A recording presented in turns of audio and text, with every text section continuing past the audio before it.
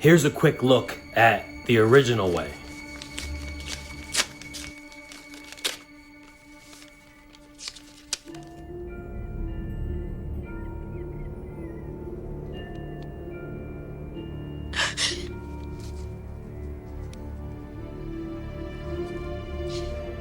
Who sent this? Here's a quick look at Somewhere wrong 2025 way. The cash, the check.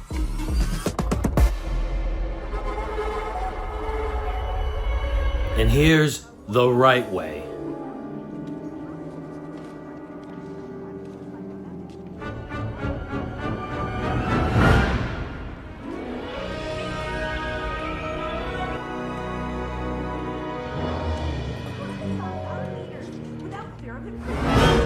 I know what you did last summer. Review with some spoilers.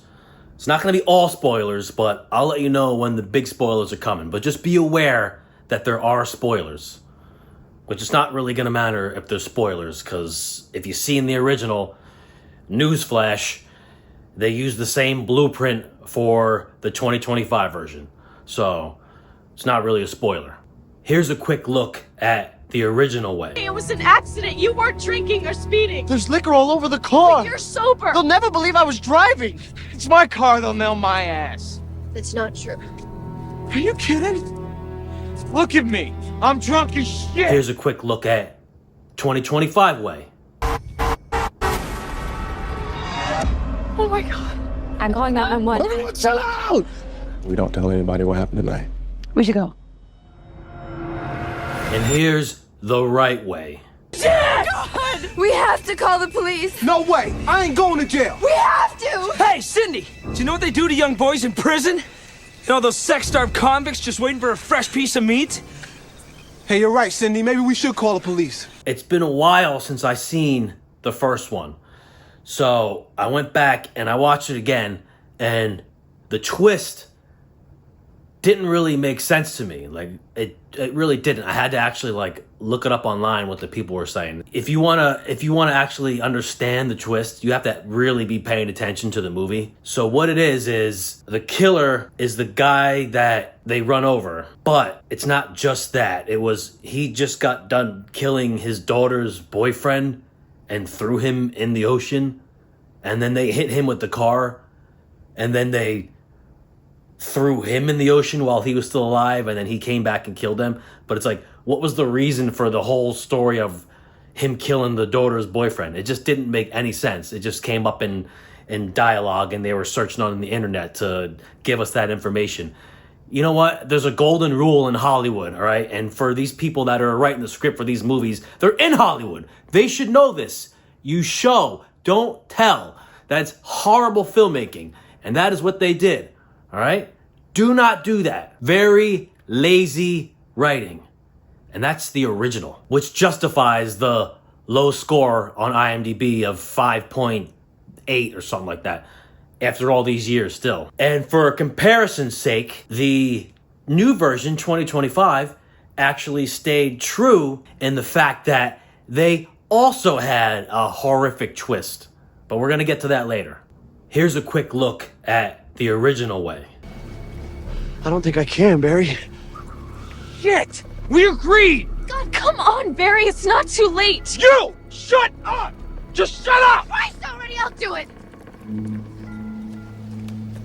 And here's the right way. I got his arm. I'll grab his other arm. I'll grab his ass. I also want to point out that in this new version, the plot points are more or less beat for beat identical to the original. Now they change around minor details, like it's a boy in the first one, a girl in the second one, just like minor stuff like that. But it really is beat for beat, nearly identical storylines. I only seen the new one once, but once it comes out and it's available to have clips from it, I'd be able to break it down for you and show you what I'm talking about exactly. But if you see in the original and then you'll see the new one, you'll see all the things that it's very, very similar. For example, right in the beginning, Freddie Prinze's character Ray says, after they kill the guy, he's like, I can't do this. I don't have the money. My family doesn't have the money to keep me out of prison for lawyers. I can't afford lawyers. Chase, her character, which I don't even remember the name. I don't think it even matters, but her character says the same thing, that she can't be involved in this. She doesn't have the money to pay for lawyers.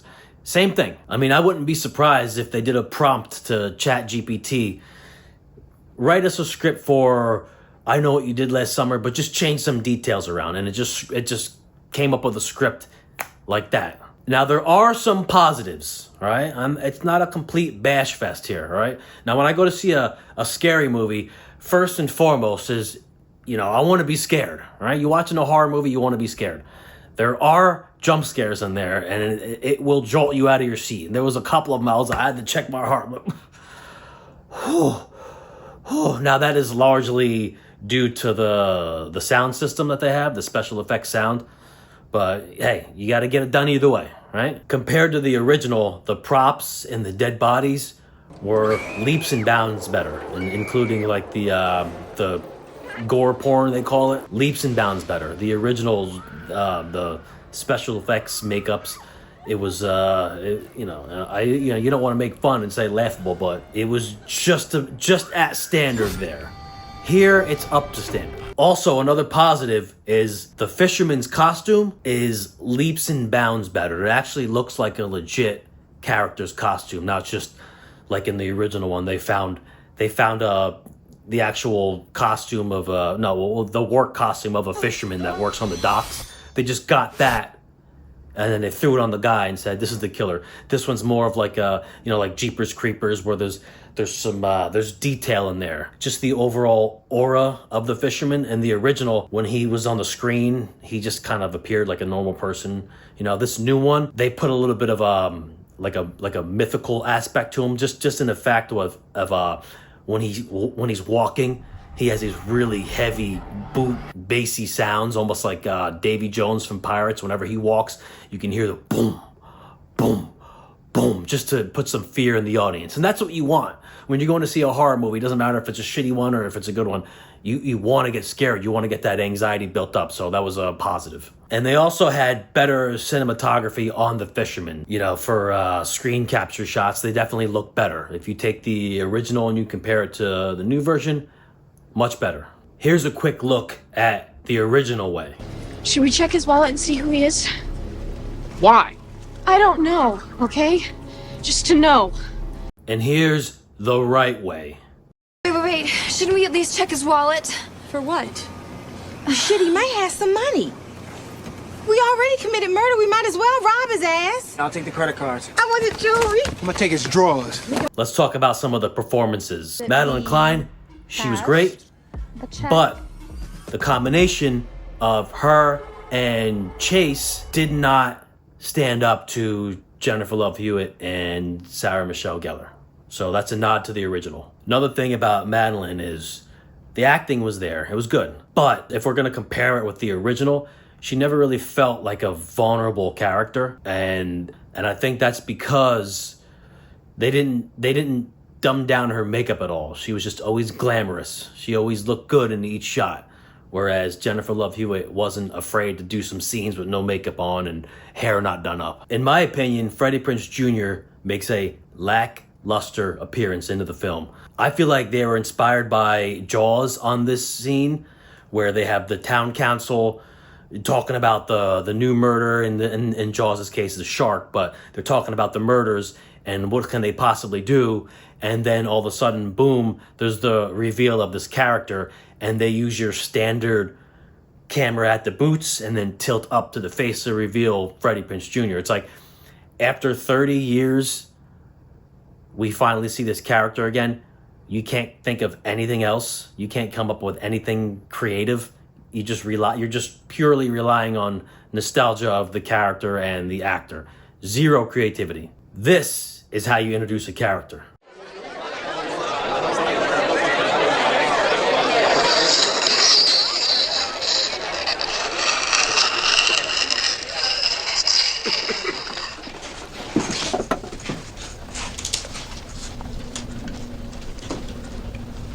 Y'all know me.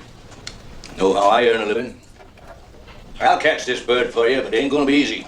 And it doesn't get much better, because when the writers came up with the idea to bring Jennifer Love Hewitt back, they made her purpose to come up with the idea of what you need to do is you need to get him before he gets you. Before they get you. It's like, really? That's all you can come up with? Because in the original, the group kind of came up with that on their own. They're like, I say we find the fuck who's doing this and have a little one-on-one. Who's ever doing this isn't going to the police. We could find this guy, talk to him. there's a scene with Jennifer Love Hewitt and her security cameras alert her that there's someone on her property. So, you know, the tension starts building up. She grabs a pair of scissors. Wait a minute. So you mean to tell me after all this trauma she's been through to the point where she became a PTSD teacher, she's going to grab scissors? She doesn't have a gun? She doesn't own a gun? What is she, a pacifist? Doesn't make any sense. Here's a quick look at the original way. We make a pact. Right here and now we take this to our grave. Agreed. Julie? Don't you nod your head, you fucking say it! Yeah, okay. We take this to our grave! Let me hear it! Let it go, Barry! You fucking say it. Okay, Barry, we take this to the grave. And here's the right way. Right now we make a pact. We take this to our grave. Agreed? Agreed! Agreed. Say it, Cindy! Say it! We take this to our grave! Say it! We take this to our grave! Say it! Come on, you're hurting. Great. Take us to our grave. Ow! And we never mention this again. Mention what? The guy we just killed. Well, you just mentioned it, Greg. Starting now! Now we got this Gone in 60 Seconds Angelina Jolie lookalike Gabriette. She comes into the movie, but she has no real purpose to be in the movie other than to show that the lead actress is bisexual, right? She serves no real purpose other than to let you know that the Chase character swings both ways, right?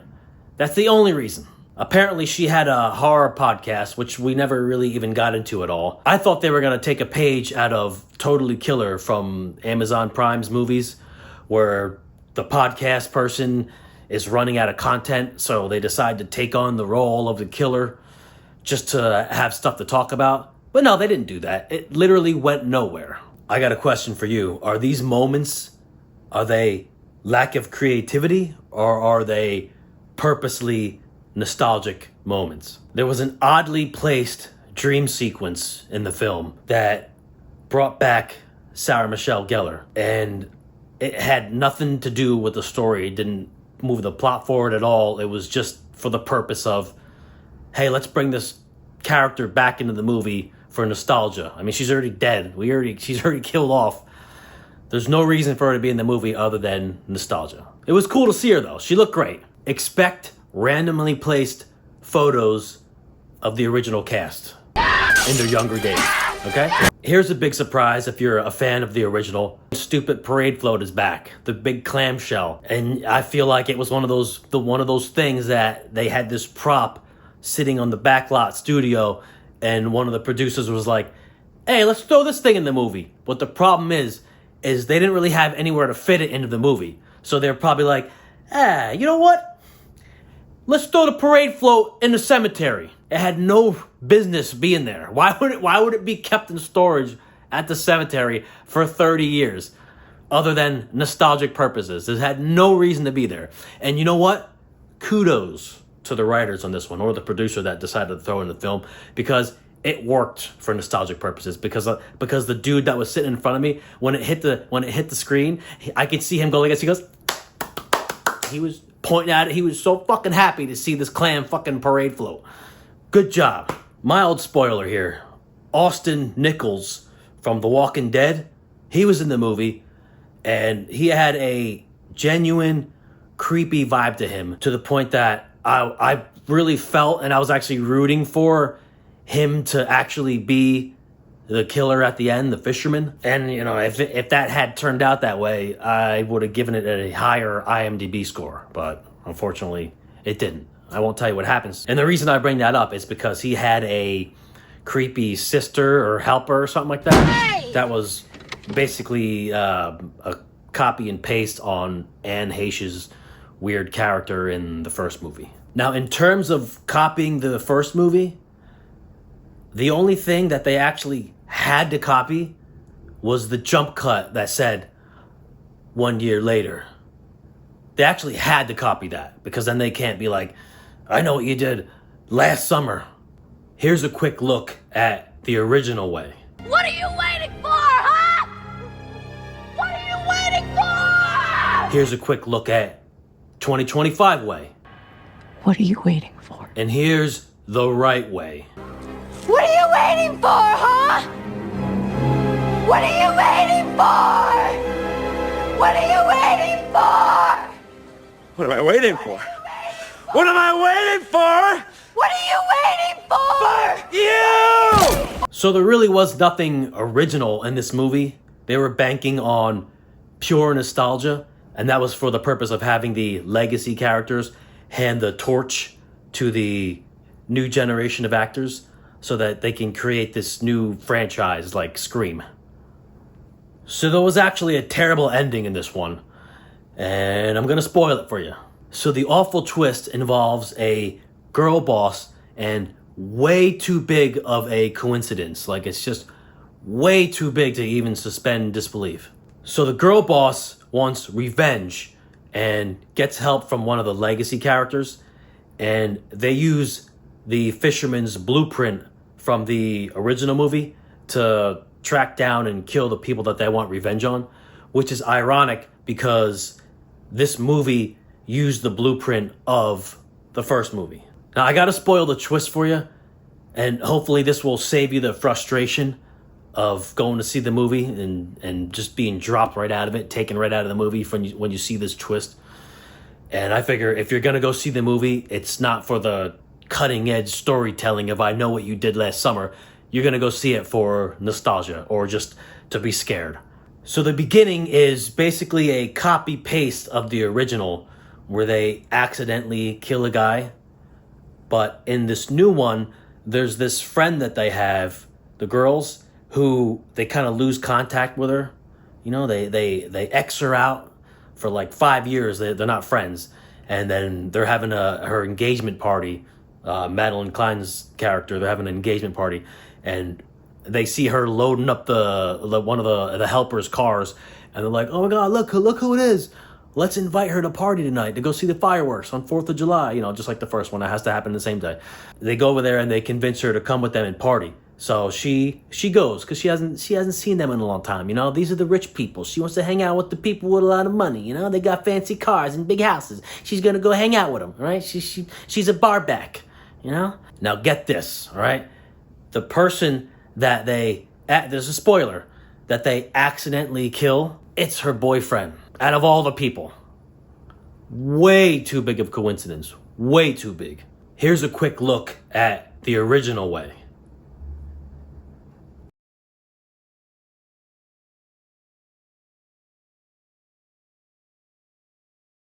And here's the right way.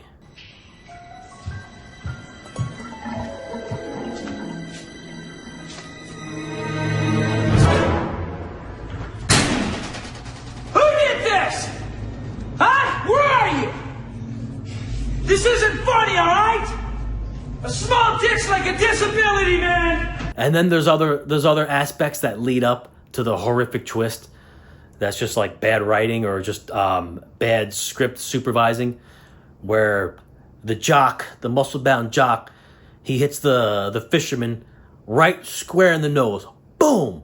And then after the killer's revealed, no broken nose, no bloody nose, no black eyes.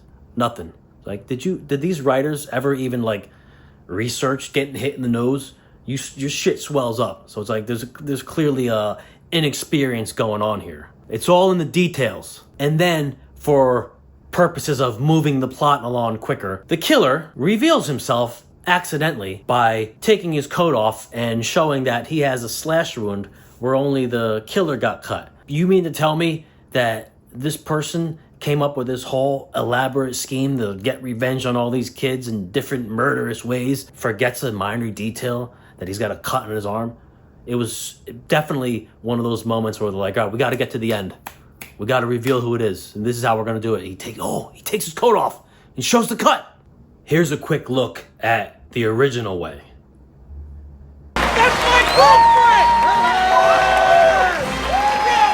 And here's the right way. That's my girlfriend! Yeah, that's my girlfriend too! Hey, kiss my ass! Yeah, I'm hitting that too. All right, Buffy. Hey, shut the hell up, man! Oh, yeah, man. Best I ever had. What, you want a piece of me? So what's my verdict on I Know What You Did Last Summer 2025 starring Madelyn Cline? If you're a fan of Madelyn Cline, go see the movie. If you want some 90s heartthrob nostalgic moments, go see the movie. If you're one of those people that got triggered at girl bosses, don't see the movie. If you saw the Amazon Prime TV show version and you were so disappointed at it and couldn't even finish the whole series like me, go see the movie, because this will at least make up for that. All right, it's like eating bad food and then you have good food. All right, it washes it away. All right, you get start fresh. All right, go see the movie. I also love how that TV series was just swept under the rug and never became part of any of the marketing. One more thing, don't jump out of your seat at the end and run for the exit like many people did. Stay for like the mid credits before the dark screen with the block credits come up, because there is going to be one more nostalgic moment for you. But here's a twist for you. It's not from I Know What You Did Last Summer. It's a nostalgic moment from I Still Know What You Did Last Summer. There you have it. Underdog Producer. Subscribe for more movie reviews. Thanks.